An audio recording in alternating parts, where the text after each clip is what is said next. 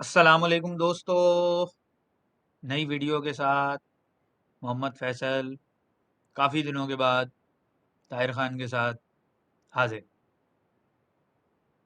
हाँ जी, अस्सलाम वालेकुम। क्या हाल चाल है सर? चैनल के नाम बता दें भाई, लोग भूल गए होंगे। हरकत में है बरकत और हाइलाइट्स ऑफ लाइफ चैनल का नाम है यूट्यूब पर youtube.com/highs of life URL है।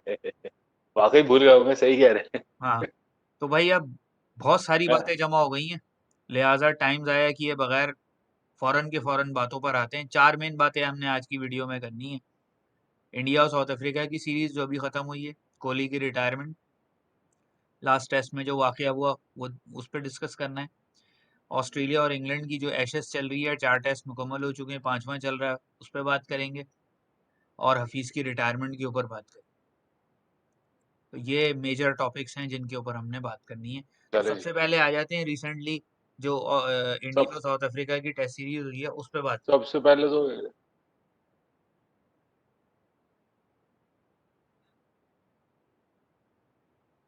हाँ जी, हाँ जी, मैं सबसे तो पहले स्टार्ट इस तरह करूंगा कि इंडिया साउथ अफ्रीका सीरीज लोग लोग क्या 95% जो एक कम्युनिटी थी वो तो यही कह रही थी कि 3-0 होगा, 3-0 होगा। हुँ, लेकिन इन सब प्रोबेबिलिटीज और इन सब प्रोपोर्शंस और इन सब हैपनिंग्स और इन सब हकाइक और इन सब वाकयात और इन सब स्टोरीज और इन सब कंट्रोवर्सीज और इन सब के बाद मैं यही कहूंगा कि साउथ अफ्रीका को हराना, ये इसलिए नहीं मैं कह रहा कि हो गया, तो मैं कह रहा हूँ इसलिए मैं कह रहा हूँ कि ऑस्ट्रेलिया एक जमाने में जाके वहां जीतती रही है। साउथ अफ्रीका को हराना उनके मुल्क में सिर्फ उसी सूरत में पॉसिबल होता है जब आपके पास बैटिंग ऐसी। सीरीज जीतना और मैच जीतना दो अलग अलग चीजें। ऑस्ट्रेलिया इसलिए जीत रहा था कि ऑस्ट्रेलिया की बॉलिंग तो अच्छी थी, वो वॉर्न, मैकग्रा की, ली, गैलेस्पी वगैरह बहुत सब। लेकिन वो जीत इसलिए रहे थे कि उनकी बैटिंग में भी वही लोग शामिल थे जो बॉलिंग में सुपरस्टार थे। तो इसलिए वहां पे जीतना इतना आसान नहीं है। इंडिया ने गलती ये की कि साउथ अफ्रीका के ग्राउंड में आप अटैकिंग क्रिकेट खेल के हरा नहीं सकते। पहले मैच में सिर्फ मोमेंटम इसलिए हाथ से चला गया साउथ अफ्रीका के कि एक सेशन में 4 विकेटें गिर जाए किसी की भी टीम, तो उनके लिए मुश्किल हो जाता है मैच में वापस आने की। हुँ। मेरे हिसाब से इंडिया बाकी को जो पहले चीज़ टेस्ट से लेके अगर आप पहला टेस्ट चले हुँ, 2 मिनट आप मुझे दें, मैं जरा पूरा करूं फिर आप बताइए। हुँ, सेंचुरियन जो है वो फोर्ट्रेस है साउथ अफ्रीका का। वहां पर कराची में पाकिस्तान ने सबसे ज्यादा मैचेस जीते परसेंटेज वाइज, और उसके बाद सेंचुरियन का नंबर आता है। फर्क बहुत है क्योंकि 83% सेंचुरियन में टेस्ट मैचेस जीते हैं साउथ अफ्रीका ने, और पाकिस्तान ने जो है 71% जीते हैं कराची में। यानी ड्रॉ और लॉस को हरा हटा के तो साउथ अफ्रीका सिर्फ 2 टेस्ट मैच हारा है 27 में। हुँ, 4 ड्रॉ हुए, अब जो टोटल हो गया अब हुँ, तो 21 जीता है, 4 ड्रॉ हुए और 2 हारा है, यानी टोटल 27 टेस्ट मैचों में से 2 हारा था। तो इंडिया ने शायद उसी वक्त जो है ना दिमाग में बना लिया था कि अब जो है ना हम इनको हरा लेंगे। बॉलिंग अच्छी है इंडिया की, नो डाउट। हुँ, लेकिन मेजर फैक्टर क्या नजर आया, जो क्योंकि देखें अभी मेथड का गेम है और इस्तेमाल कर रहा है उन्होंने दिमाग, उन्होंने यानी साउथ अफ्रीकन ने ऐसे बॉलर्स खिलाए जो हाइट में कम नहीं थे। इंडिया हाइट में सारे एक ही तरह के थे और ईशांत को एक मैच भी नहीं खिलाया। कहीं ना कहीं गलती होती है और कहीं ना कहीं ब्लंडर होते हैं। ये आपको पहले मैच के बाद ही पता चल जाना चाहिए था कि विकेट जो है वो हाइट वाले बॉलर्स को जो है वो मदद देंगी, तो आप उनकी तरफ जाते। सही है, विकेट लेना, बुमराह, शामी और वो शार्दुल ठाकुर वगैरह रन भी बना लेते हैं, बॉलिंग बैटिंग भी कर लेते हैं, वो सब अपनी जगह सही है। लेकिन मैच के अंदर 20 विकेट लेना टेस्ट मैच में अभी भी एक पेनल्टीमेट चीज है कि एक ऊपर का बार है कि आपको 20 विकेट लेनी है, हुँ, बाय हुक और बाय क्रोक। दूसरे टेस्ट मैच में भी यही हुआ, यही फर्क पड़ा। और तीसरे टेस्ट मैच को तो मैं इसलिए थोड़ा सा ज्यादा हाईलाइट करूंगा कि आप किसी भी मैच में, टेस्ट मैच की चौथी इनिंग में 2 लगातार चेज आप किसी भी सीरीज के अंदर कर लें तो वो आपके लिए ऑटोमेटिकली एक बहुत बड़ी अचीवमेंट बन जाती है। पाकिस्तान ने 365 चेस किए थे, 375 दो हजार 375 पंद्रह सोलह में, जो यूनुस खान और शान मसूद दोनों खड़े हो गए थे। हम्म। तो उससे अंदाजा लगा लें कि आप कोई भी मैच हो, किसी भी ऑपोजिशन, हाँ किसी भी ऑपोजिशन, चाहे बॉलिंग हल्की हो भारी हो, कोई भी रन चेज आसान नहीं होता चौथी इनिंग में। बहुत बड़ी अचीवमेंट है। बॉलिंग हाई क्लास थी, लेकिन प्रॉब्लम थोड़ी सी टेक्निकल साइड पे आई इंडिया को। और मेरे ख्याल से जिस तरह चल रहा है मामला, साउथ अफ्रीका अगर अपनी कंट्रोवर्सीज को असाइड रखे तो कम से कम होम तो अनबीटेबल रह सकता। हाँ जी। मेरे हिसाब से इंडिया के साथ जो इस सीरीज में मसला हुआ ना, आपने सही कहा, बैटिंग का हुआ, और मेनली प्रॉब्लम ये हुई कि जो दो उनके मेन स्टे थे टेस्ट में, अजिंक्य रहाणे और चेतेश्वर पुजारा, दोनों ही ऑफ कलर नजर आए। और ये कोहली के बड़े मौसर वेपन थे जो पिछले कई सालों से परफॉर्म कर रहे थे, और इनकी परफॉर्मेंस की वजह से, इनकी ग्रिटी इनिंग्स की वजह से इंडिया मुश्किल सूरत हाल से निकल आता था। और मेरा ख्याल है अब शायद इनका जो है वो डाउनफॉल शुरू हो गया है। अब ये पुजारा तो काफी अरसे से मुसलसल जो है वो कोई ऐसी परफॉर्मेंस नहीं दी जो कि काबिले जिक्र हो। तो अब मेरा ख्याल है इंडिया को इनकी रिप्लेसमेंट ढूंढनी पड़ेगी। और बहरहाल इस सीरीज में चूंकि उन पर रिलाय किया गया, और करना भी चाहिए था, क्योंकि सीजन कैंपेनर है, तो ये तो नहीं कर सकते थे कि इनको निकाल के किसी यंग प्लेयर को इतनी मुश्किल सीरीज में खिला देते। लेकिन अब आगे इनको यही देखना होगा कि भाई इन दोनों प्लेयर्स की रिप्लेसमेंट इनको लानी होगी, क्योंकि अजिंक्य रहाणे तो मशहूर है ओवरसीज रन करने में। उसकी एवरेज ओवरसीज में बहुत ज्यादा है बनिस्बत होम सीरीज के। लेकिन बहरहाल अब वो भी ऑफ कलर यू नजर आर आया, शायद हम लोगों का डाउनफॉल शुरू हो गया। और दूसरा जो मेजर डिफरेंस जो साउथ अफ्रीका ने, यानी इन दो प्लेयर्स के ना रन करने, और साउथ अफ्रीका की तरफ से जो डिफरेंस था वो कीगन पीटरसन के, एक यंगस्टर आता है, आके बहुत तेजी से टेस्ट मैचेस में 70 प्लस 80 प्लस के स्ट्राइक रेट पे रन बनाता है। और ऐसी सिचुएशन में जहां दूसरे बैट्समैन स्ट्रगल कर रहे हैं, वो हर इनिंग में ऑलमोस्ट अपना कंट्रीब्यूशन देके जा रहा है। तो उसने बड़ा डिफरेंस क्रिएट कर दिया है कि एक तो होता है कि भाई 150 गेंदें खेलें, 50 रन का कंट्रीब्यूशन दें। वो प्लेयर था 140 बॉलें खेली, 80 रन का कंट्रीब्यूशन दे गया, 90 रन का कंट्रीब्यूशन दे गया, या 100 बॉलें खेली, 60 65 रन बना गया। तो इस तरह की कंट्रीब्यूशन ने साउथ अफ्रीका को बहुत लिफ्ट किया। और बाकी साउथ अफ्रीका की बॉलिंग बहरहाल बहुत अच्छी थी। डुवेन ओलिफियर की वापसी हुई। आई डोंट नो किस तरह वापसी हो गई, क्योंकि तो कोलपाक कॉन्ट्रैक्ट लेके चले गए थे, लेकिन वापसी हुई उनकी। उसके अलावा जो मार्को येंसन जो है, वो अच्छा बॉलर है। उसने काफी हद तक बॉडी लाइन गेंदें करवाई, बैट्समैन को परेशान किया। शॉर्ट बॉलिंग पे जो है इंडियंस को काफी परेशानी हुई मार्को येंसन के सामने। तो ओवरऑल साउथ अफ्रीका ने अच्छी बैटिंग की। डेन एल्गार ने फ्रंट से लीड किया कि कम से कम 2 इनिंग्स में उसने इस तरह डट के खड़ा रहा कि उसकी वजह से टीम जो है, बिलखुसूस जो दोनों चेज हुए, इन दोनों चेजेस में डीन एल्गार जो है वो काफी ज्यादा टाइम तक विकेट पे रहा है। और रसी वंडर डूसन, जिस तरह उसकी डेवलपमेंट हुई है, तीनों फॉर्मेट के लिए फिट इन प्लेयर है। T20 में 130 140 के स्ट्राइक रेट पे रन बना देता है, वनडे में भी 100 110 पे बना देता है, टेस्ट में भी अच्छे स्लो स्ट्राइक रेट पे भी रन बना लेता है। तो वर्सेटाइल किस्म का प्लेयर मिल गया है। तो इन दो प्लेयर्स की मेजर कंट्रीब्यूशन है डीन एल्गार के अलावा, जो साउथ अफ्रीका इंडिया को ओवरकम कर गया। वरना इंडिया की बॉलिंग ठीक ठाक, खतरनाक बॉलिंग थी इंडिया की, जो साउथ अफ्रीका झेल गया इस सीरीज।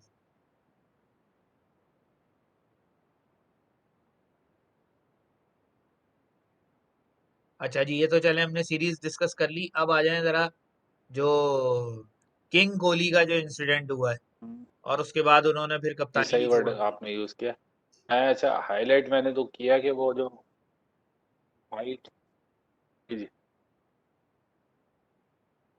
आप कहें। हाँ वो,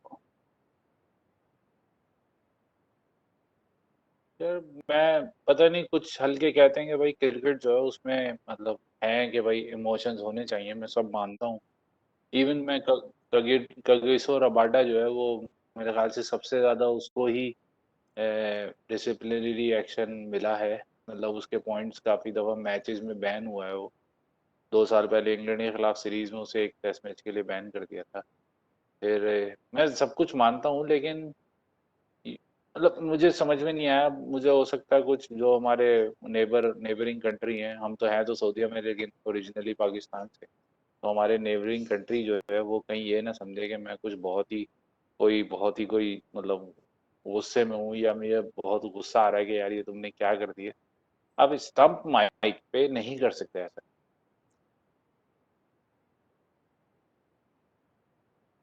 मेरा ख्याल है वो अपना जो है ना उस टाइम टेम्पर लूज कर गए। लेकिन उनको ये बात मालूम है कि जितना स्ट्रॉन्ग क्रिकेट बोर्ड उनका है, इंटरनेशनल क्रिकेट काउंसिल तो कुछ नहीं कर सकती। हाँ, अपने तौर पर जो उन्होंने करना था वो उन्होंने कर दिया कि उन्होंने उनसे इस्तीफा दिलवा दिया कप्तानी से। तो बात खत्म हो गई।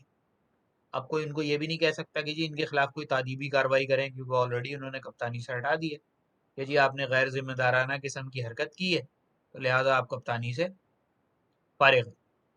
यार वो एक मिसाल है ना कि हर अच्छी चीज जो है उसका एंड होता है, लेकिन अच्छी चीज हो तो एंड होता है ना।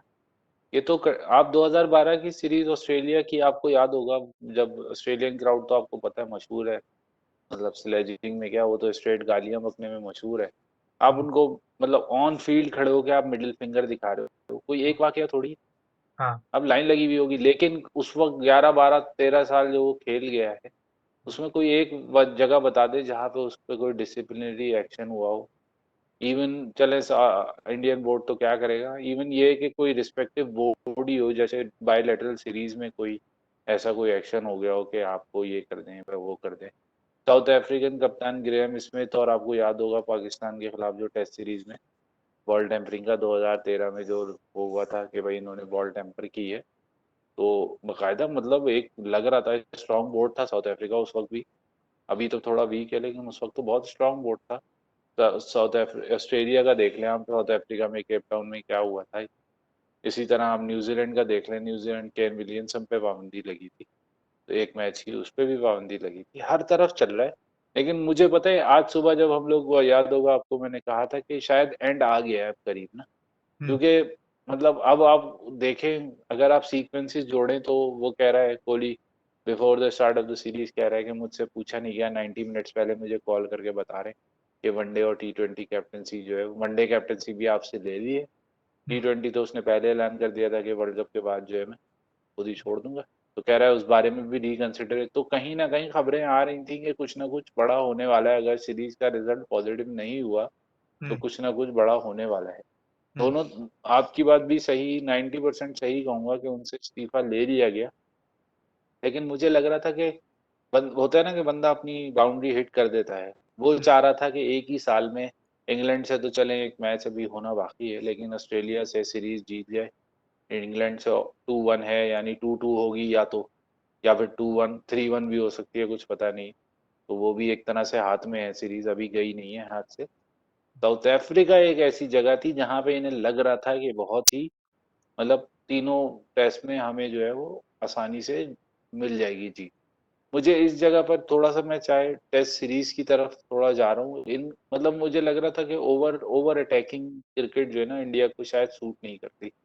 वो जो बात है आपकी वो बिल्कुल सही है कि पुजारा और वो जो रहाणे, वो इनिंग्स को अपनी जगह गैदर करके रखते हैं। वो काम कोहली को करना पड़ा, लेकिन कोहली की शायद आदत नहीं है कि हम्म वो बहुत ज्यादा अपने शेल में जाए।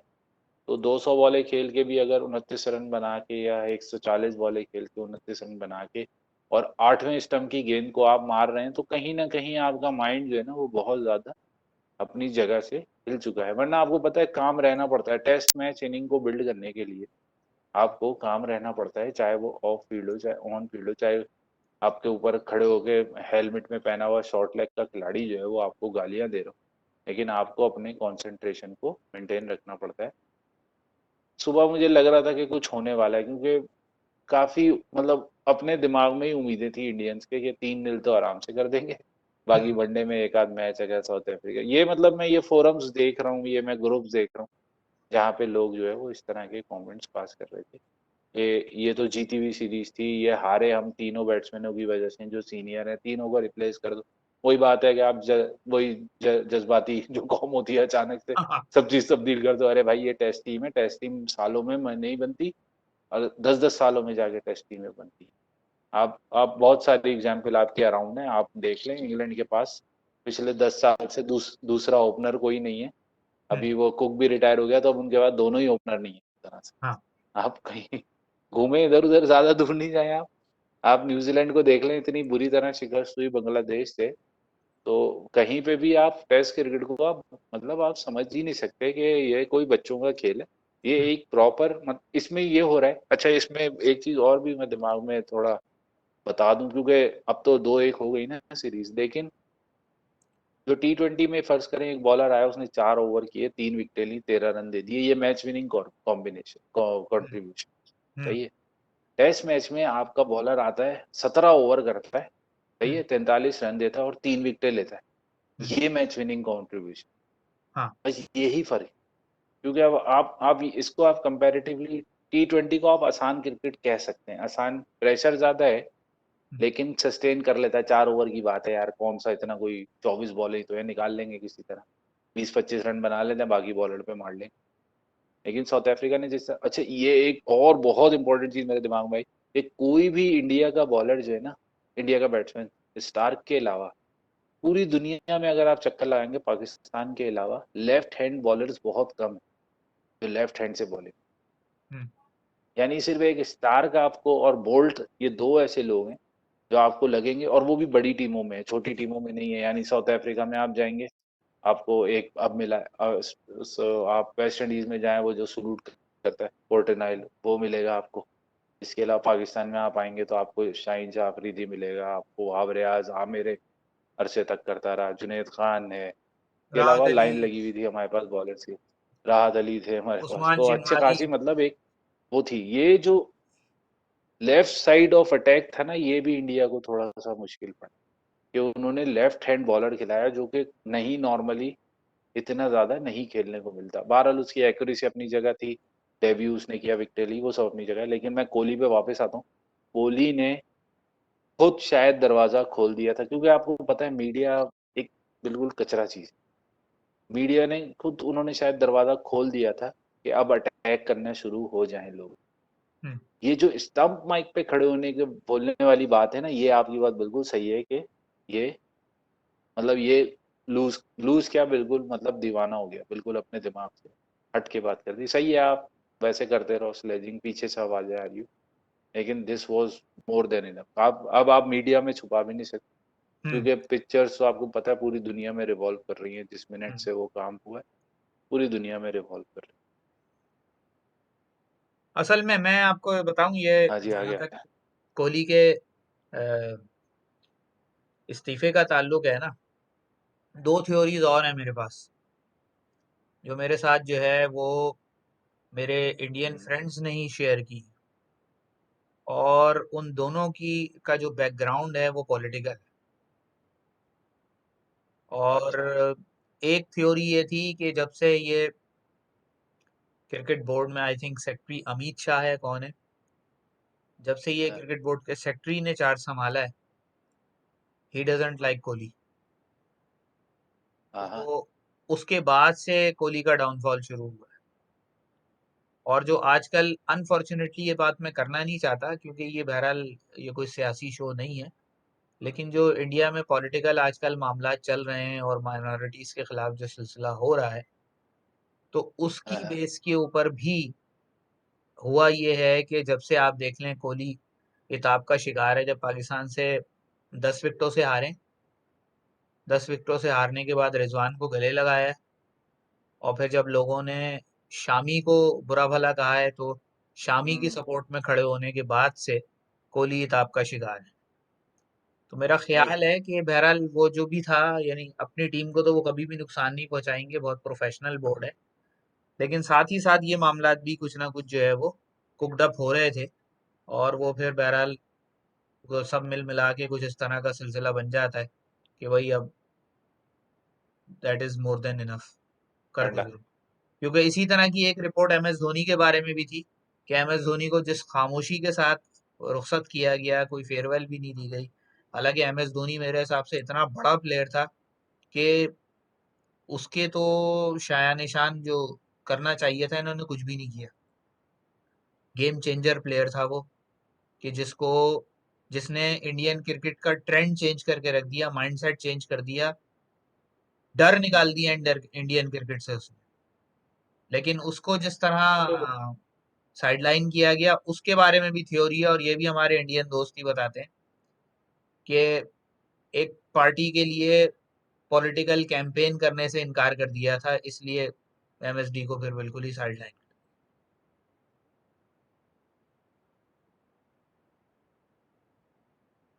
तो और आप समझ ही सकते हैं कि जी किस सूरत में ये साइडलाइन तो किया जा बहुत सकता है। रिडिकुलस, मतलब ये तो एक चले यार, क्योंकि इतना स्पोर्ट को इस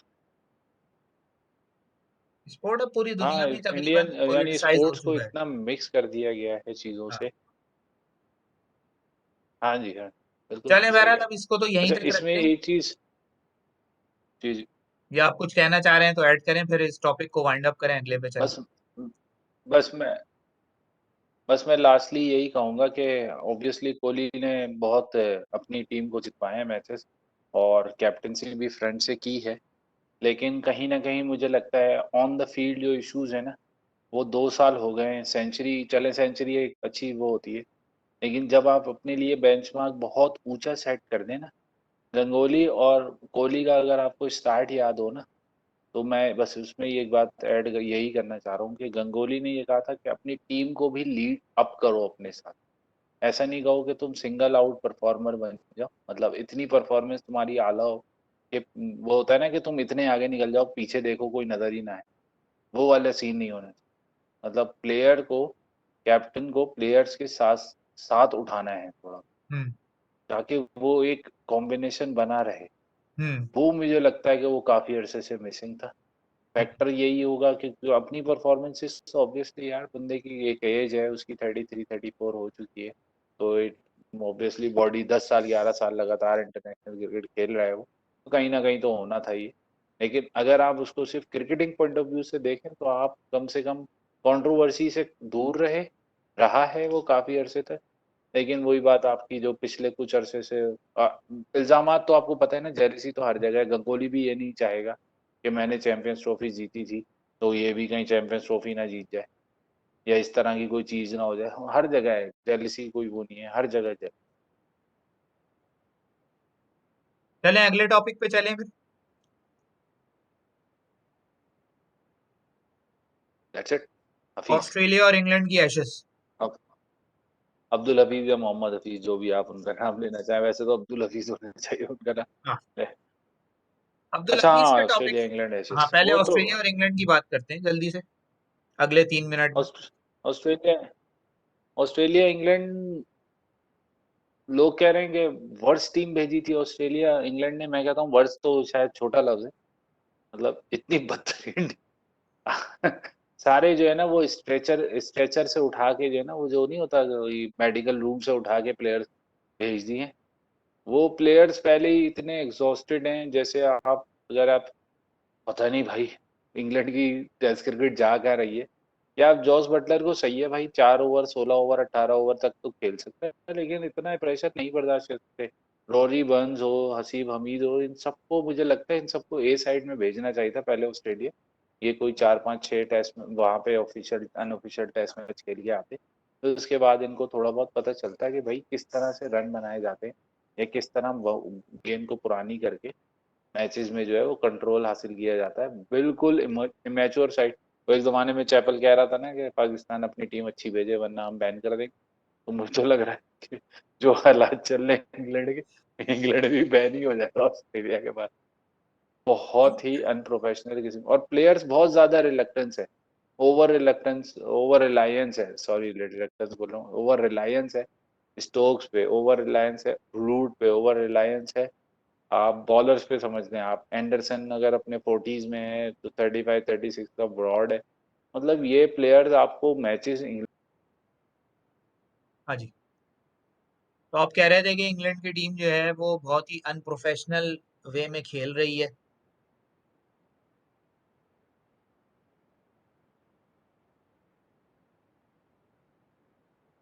अब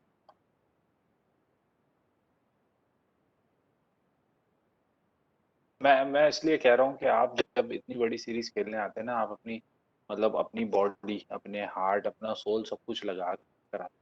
आप ये सोच के आते हैं कि हमने एक डिफरेंस मेड करना है, यहाँ पर आए हैं। मैं सब चीज़ें काउंट में रख रहा हूँ। मैं ट्रैवल नहीं कर रहा, मैं टेस्ट सीरीज खेलने नहीं जा रहा हूँ। लेकिन आप प्रोफेशनल क्रिकेटर हैं, आपके साथ फैमिलीज भेज दी गई हैं ताकि आपको ये फील ना हो कि यार आप कोई 6 हफ्ते के लिए, 7 हफ्ते के लिए आप या 2 ढाई महीने के लिए आप फैमिली से अलग हो रहे हैं। ये सब चीज़ें अकाउंट में रखते हुए इसलिए ज़्यादा बुरी परफॉर्मेंस है कि मेथड इंग्लैंड का बिल्कुल सिफर है। अगर आप इनिंग्स की अप्रोच देखें, कोई सिंगल्स लेने का उनका कोई तरीकाकार नहीं है, कोई अच्छी बॉल्स को छोड़ने का तरीकाकार नहीं है, कोई बुरी बॉल्स को गैप में हिट करने के लिए उनके पास, क्योंकि जब बंदा इतना डिफेंसिव माइंडेड हो जाता है, हर बॉल से डरता है, तो वो कैसे रन बनाएगा। एक मेथड है उसका रन बनाने का इंग्लिश हम्म। स्टेडियम में, कि किस तरह अपने आप को, आपने बॉडी को हीटअप रखना है, किस तरह से रन बनाने हैं। कुछ नहीं समझ में आ रहा। रूट आता है तो कुछ मेथड नजर आता है, रूट की पहली बॉल खेलने के अंदाज से पता चल जाता है कि रूट ने रन बनाने हैं। हाँ सही है, वो कन्वर्ट नहीं कर सका, मैं मानता हूँ, लेकिन उसको भी इंसान समझे। इंग्लैंड के 11 अगले जो 10 प्लेयर हैं उनको एक इंसान समझे। उस बंदे ने 1700 1600 रन बना दिए पिछले साल। अकेली टीम उसने डबल हंड्रेड, दो दो तीन तीन डबल हंड्रेड बना दी। वो भी एक इंसान है, वो भी ऑब्वियसली कोहली की तरह एक इंसान है। रन मशीन तो है लेकिन कोहली की तरह इंसान है। अगर इंग्लैंड को सबसे पहले पता है क्या करना पड़ेगा, T20 खिलाड़ियों को टेस्ट टीम में शामिल नहीं, अटैकिंग क्रिकेट को बिल्कुल खत्म करना पड़ेगा। मुझे भी अगर असल आप में रन यही फील बनाना होता है। और अटैकिंग क्रिकेट दो अलग अलग चीज। मुझे भी यही फील होता अगर है आप कि जब देखें, से अगर आप इंग्लैंड थोड़ा ने सा कॉन्टेक्स्ट देखें, तो रन आप अच्छी बॉल पे भी बना सकते। T20 प्लेयर जो है ना, वो अच्छी बॉल को भी आउट, मतलब मारने वाली बॉल को भी मार के आउट हो सकते। एक्चुअल मुझे तो ये लगता है जब से इंग्लैंड ने अपना वो कहते हैं ना फोकस शिफ्ट किया है कि वाइट बॉल क्रिकेट के ऊपर उनका ज्यादा फोकस हो गया, उसके बाद से इनकी टेस्ट क्रिकेट जो है ना वो डिक्लाइन का शिकार है। ऑन एंड ऑफ जीतते रहे हैं लेकिन डिक्लाइन का शिकार है। क्यों? क्योंकि इन्होंने जो प्रॉपर टेस्ट विकेट कीपर है या 4 डे विकेट कीपर है बेन फॉक्स, उसके ऊपर बटलर जैसे घटिया कीपर को जो हाँ, है इन्होंने तरजीह दी है। यानी बटलर की किसी सूरत एज ए विकेट कीपर जगह बनती ही नहीं है।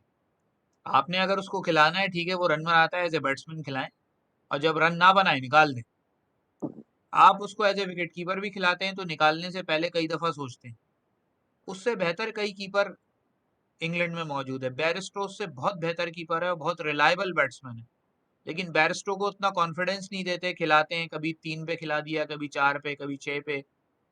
यानी जिस तरह बटलर को 6 और 7 पे फिक्स करके खिलाते हैं टेस्ट मैच में, बैरिस्टो को कभी इतना कॉन्फिडेंस नहीं दिया गया। जब दिया था तो वो बंदा अकेला 5वें 6 नंबर पे आके हमेशा अटक जाता था, हमेशा रन बनाता था। फिर इसी तरह और जितने T20 के प्लेयर्स हैं इन्होंने दवीद मलान को जो है खिला रहे हैं, और बाकी जो जैक क्रॉली वगैरह ये लोग खेल रहे हैं, ठीक है उन्होंने रन वन किए हुए हैं, लेकिन अभी बहरहाल इस लेवल पे भी काफी नए हैं। रोरी बार्न्स और डॉम सिबली तो इंतहाई फारिग तरीन ओपनर थे। इनको तो जब पाकिस्तान के खिलाफ ये होम सीरीज खेल रहे थे तो हमें समझ नहीं आ रही थी कि भाई ये क्यों है टीम में। इनके खड़े होने का स्टाइल, गेंद को रोकने का, खेलने का स्टाइल, कहीं से नहीं लगता कि ये टेस्ट ओपनर है। बाकी स्टोक्स के ऊपर बहुत ज्यादा रिलायंस था, स्टोक्स ने भी हवा दे दी तो फिर पीछे बचा ही कुछ नहीं। बॉलिंग के ऊपर ये थे कि भाई एंडरसन, ये समझ रहे थे कि एंडरसन ब्रॉड और अभी भी अपनी उसी फॉर्म में है कि अकेले ये टीम आउट कर देंगे, जबकि ऐसा नहीं है। अब उनका कैरियर का एंड चल रहा है। जो दूसरे प्लेयर खिलाए हैं उन्होंने शायद अभी उस तरह की उनकी डेवलपमेंट नहीं हुई है टेस्ट क्रिकेट के हवाले से। क्योंकि इंग्लैंड में, मैं फिर वही बात, आपको देखें कि पूरी दुनिया में जितनी T20 लीग्स खेली जाती हैं, ये 3 मुल्क ऐसे हैं जो कि आप कहते हैं ट्रक भर के अफरादी कुवत फराहम करते हैं: अफगानिस्तान, वेस्ट इंडीज और इंग्लैंड। जब से ये इंग्लैंड में पैराडाइम शिफ्ट हुआ है कि हमने वाइड बॉल क्रिकेट को जो है वो इम्पोर्टेंस देनी है, और उसका फायदा हुआ उनको, वर्ल्ड कप जीते, T20 का वर्ल्ड कप के फाइनल में, सेमीफाइनल में जाके हारे, फायदा हुआ है उनको, लेकिन at the expense of test cricket. कि आपको पूरी दुनिया में जहां भी लीग्स मिलेंगी, आपको 3 बड़े मेजर कंट्रीब्यूटर मिलेंगे, अफगानिस्तान, वेस्ट इंडीज और इंग्लैंड। इनके आपको प्लेयर, यानी जो नया प्लेयर भी आ रहा है जिसने अभी इंग्लैंड की तरफ से किसी भी फॉर्मेट में डेब्यू नहीं किया, वो भी आपको T20 लीग खेलता हुआ मिलेगा। तो उनका जो फोकस है वो वाइड बॉल क्रिकेट है। उसका नतीजा ये है कि जो आपके पास यंग टैलेंट जो आ रहा है वो भी वाइड बॉल को ही ज्यादा फोकस किए हुए, तो रेड बॉल में फिर यही रिजल्ट हाँ, सामने आएंगे। ये तो है यार, आपकी बात सही है।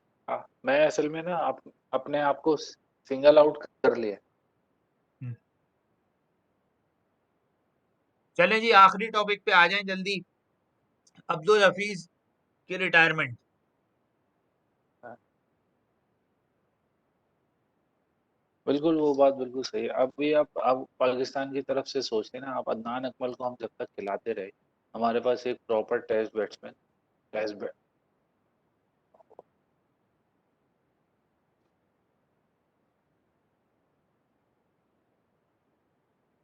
हफीज, एक एक एक सुनहरा बाप जो है वो हो गया, बंद हो गया। एग्जैक्टली आज से 5 साल पहले, 5 साल, 1 2 3 4 5 15 जनवरी 2016, जब आमिर ने रिटर्न किया था पाकिस्तान के लिए वनडे और T20 न्यूजीलैंड के खिलाफ खेलने, तो हफीज ने स्टेप लिया था कि मैं फिक्सर्स के खिलाफ नहीं खेलूं। तो इसलिए उस दिन से मैं हफीज के साथ हूं, उस दिन से, कि ये बंदा बिल्कुल सही कह रहा था। मैं इसमें आप मुझे इसमें लोटा कह लें, कुछ भी कह लें, तो उस फिर उसके बंदे ने बाद क्या किया उन्होंने? साबित, तारीख ने साबित कर दिया कि उस बंदे ने ये, क्रिकेटिंग उसकी नॉलेज कुछ भी हो, बैटिंग उसकी जैसी भी हो, बॉल वो चाहे बट्टा फेंकता हो, कुछ भी करो, लेकिन उसने मुल्क की नामूस और उसके लिए, इज्जत के लिए क्या करते वो, उनको उनको क्लियर इंस्ट्रक्शन मिल गई थी, या तो खेलो या घर जाओ उसको भी रोजी रोटी कमानी थी, उसने कहा चलते रहो यार, क्या कर। चलो। लेकिन अब कैरियर के हिसाब से अगर आप देखें तो पाकिस्तान में कुछ कुछ खुशकिस्मत खिलाड़ियों में से मैं कह सकता हूँ, हम्म, खुशकिस्मत ही कह सकता हूँ, क्योंकि अब तो हो चुके भाई, 20 साल गुजार लिए उसने, 18 19 साल। इतना बड़ा कैरियर होना नहीं चाहिए था, लेकिन T20 की वजह से, और शायद हो सकता है कि मतलब कुछ दोस्तियां यारियां ऐसी हो कि वो टीम में ऑन एंड ऑफ रहे, 2 दफा कप्तान रहे, 2 T20 वर्ल्ड कप के। हम्म, तो कैरियर की हाईलाइट, एक आध मैच बहुत अच्छा खेले, एक साल बहुत अच्छा गया T20 में, 2 4 टेस्ट सीरीज में अच्छा परफॉर्म किया, वर्ल्ड कप के क्वार्टर फाइनल में अच्छी बॉलिंग की। मतलब on end of, on end of, on and, वही जो एक वकार यूनुस और मिसबा की अप्रोच है, थोड़ी सी बॉलिंग कर लो, थोड़ी सी बैटिंग कर लो, थोड़ी सी फील्डिंग कर लो, तो आप जो है वो उनकी टीम में आ सकते। अच्छा जी। प्रॉपर जो एक मतलब एक, आप ये नहीं कह सकते कि आपने बहुत कोई आउटस्टैंडिंग क्रिकेट जो है वो खेली। भाई मुझसे तो अगर आप पूछेंगे तो मैं तो ये कहूंगा, वो जो आपकी बात थी ऑनेस्टी वाली बात, वो तो अपनी जगह दुरुस्त। जो सच है वो सच है।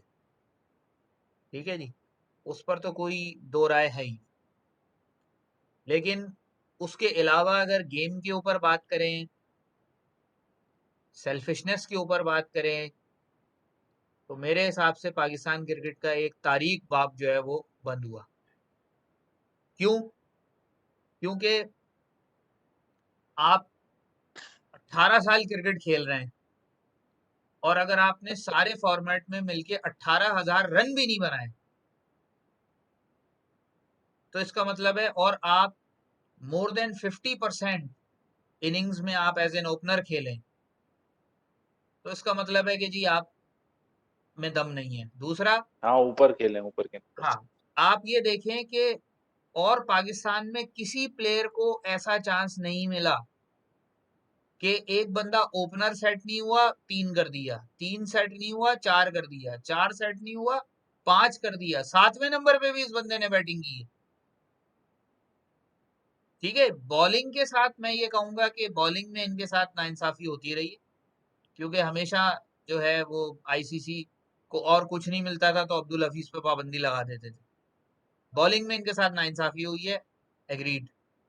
लेकिन एज ए बैट्समैन इनकी जो परफॉर्मेंस है वो किसी भी सूरत ऐसी काबिले जिक्र परफॉर्मेंस नहीं है कि आप इनको कोई किसी एलीट कैटेगरी के अंदर शामिल करें। दूसरा, बहुत से लोग बड़े जज्बाती के जी बड़ा ये था वो था, इसके selfless. I I don't think so. कई मैचेस हमने देखे, ओपनर आते थे, विकेटों के सामने एलबीडब्ल्यू टांग पे गेंद खाते थे और उसके बाद रिव्यू लेके जाया कर देते थे। हम्म, ये कैसी सेल्फलेसनेस हुई? ये तो ये सेल्फिश तो है। हुआ कि भाई आप अपने चक्कर में रिव्यूज आया कर रहे हैं और उसके बाद वही रिव्यू आगे, और कई दफा ऐसा हुआ कि जो रिव्यू आपने वनडे में लेके जाया कर दिया वो आगे एक बैट्समैन को गलत आउट दे दिया अंपायर ने किसी बहुत ही क्रंच सिचुएशन में, और ये तो आपके है। पास रिव्यू नहीं था। वो मैच आपको कॉस्ट हो गया। यही हरकत एक दफा शर्जील खान ने की थी इंग्लैंड में कि जी साफ बल्ले को जो है ग्लव को लग के गई, कॉट बिहाइंड हुए, रिव्यू लेके जाया कर दिया, फिर अंपायर ने बैट पैट पे बाबर आजम को एलबीडब्ल्यू दे दिया और पाकिस्तान वहीं पे पाकिस्तान की बैटिंग लाइनअप धड़ाम से गिर गई। नहीं चाहिए। तो ये हम्म, जो चीजें होती हैं ये बड़ी अहम होती हैं। बाकी जहां तक रहा कि भाई जीनियस और क्रिकेट की समझ ये वो सारी बातें अपनी जगह। यकीनन ग्राउंड में आप होते हैं तो आप कंट्रीब्यूट भी करते हैं लोगों के साथ, जो है वो आप अपने एक्सपीरियंसेस भी शेयर करते हैं और करने चाहिए। लेकिन मेरे कहने का मतलब बेसिकली ये है कि पाकिस्तान में चंद एक प्लेयर ऐसे हैं जो हद से ज्यादा, जिनको चांसेस मिले हैं, लकी भी कह लें जो भी कह लें, 20-20 साल 22-22 साल खेल गए, लेकिन उनके जो स्टैटिस्टिक्स है ना, वो गवाही देते हैं कि ये इतने बड़े प्लेयर नहीं थे कि इतना अरसा खेल जाए। यही सबसे बड़ा, मेरा भी यही सवाल सबसे पहले आता था जब मैंने एक दफा, याद हमने वीडियो बनाई थी, तो मैंने यही कहा था कि जब से पाकिस्तान ने स्पिनर्स को बैट्समैन बनाने की शुरू की है ना, अजहर अली, शोएब मलिक और हफीज, क्रिकेट की बर्बादी उसी दिन शुरू हो गई।